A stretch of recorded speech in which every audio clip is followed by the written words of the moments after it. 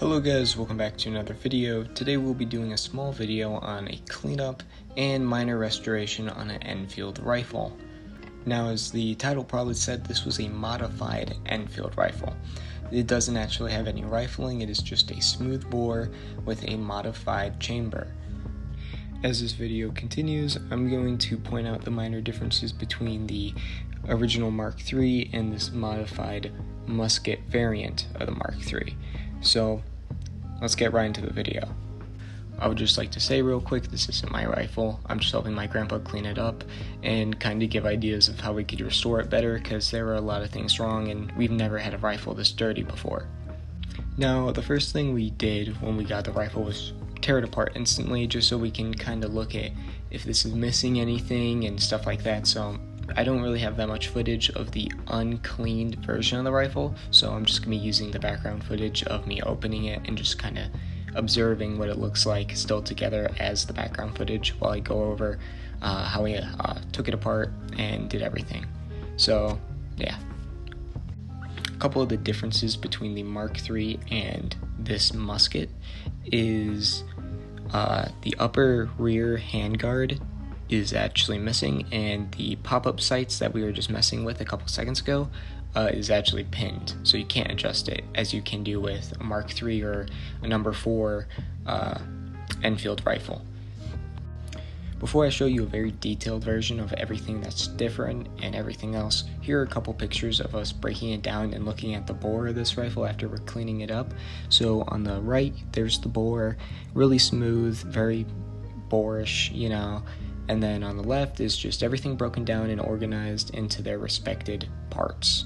So everything that is different with this rifle, I'm going to go over that real quick. So everything's pretty normal in the front, but as we go down, things change, like the upper hand guard rear is gone, the flip-up sights are pinned, the receiver and barrel have a green rust preventative paint on it, the magwell is filled with a wooden piece, and the top of the magazine follower is installed on top of that wood, so you can insert rounds and just use your bolt to push it into the chamber. Since my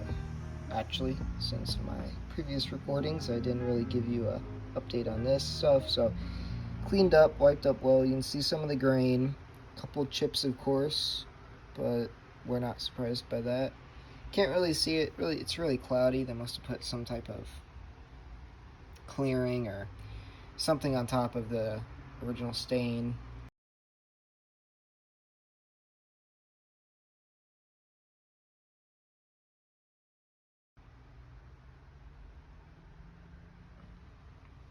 Yeah. Hardware wise, it's going real good.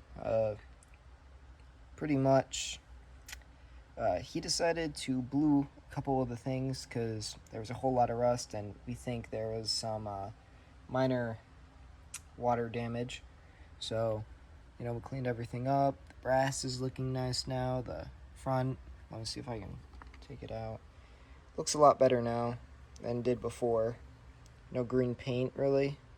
A little bit, but nothing crazy like it was before. We cleaned this guy up a lot more. It's just doing fine now. A lot of pitting, if you can kind of see it. Looks real brittle, but it's gonna do good. So far, this is the barrel and the receiver after some minor cleaning of the paint. Then we got some of the nuts we had to re-blue. Some minor pitting, but it'll clean up fine. We just finished a bit more. We just got a Dremel, got rid of some of the paint and some of the tougher areas, went real light. Nothing really, most of it was under here. There's a lot in the, well, where the magwell would be, but or the internal magazine, but that doesn't exist anymore. But yeah, it's doing real good right now. It's gonna clean up just fine. Hello guys, today we'll be opening up a minor package. Today we'll be opening up some ammo for the 410 Ishabor conversion. or the Ishapore conversion of the Enfield rifle. So let me see if I can.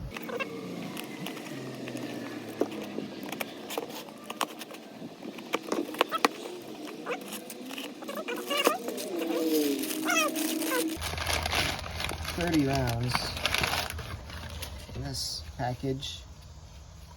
They have all of them in packs of 10 with some of the old markings, specifics on the ammo, the ball they use, things like that. And well, let me see if I can open some up for you and show you the cartridge. Even though it's called a musket, it still uses a cartridge round, which it is a modified 303 shell, which has been reshaped to shoot a ball, probably because there's no rifling, so you don't want keyholes, so it's just a ball. That's pretty much what the ammo is. Yeah, they're around 10 rounds. A lot of these were produced in 1960, from what I believe, but these rounds have been around since 1930 when they made the conversions. They still convert some of them, or they did up to the 1960s, and then they were in a warehouse for however many years. Yeah, right here we got 10 rounds, so we have 30 in total in this package. Some here are the markings. Yeah.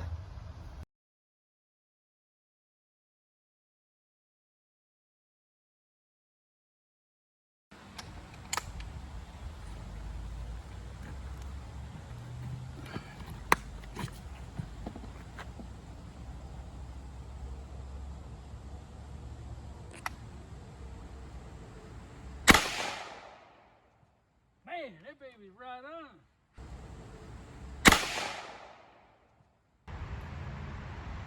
You ready?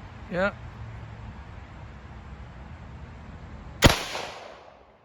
I'm gonna aim in the center of the target.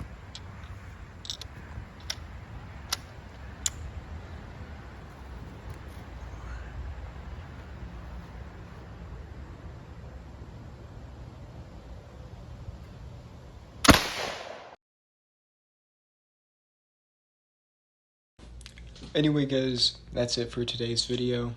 Here are some of the results we got, just to see how the casings developed after we shot the cartridges. But yep, that's it. See you guys in the next video.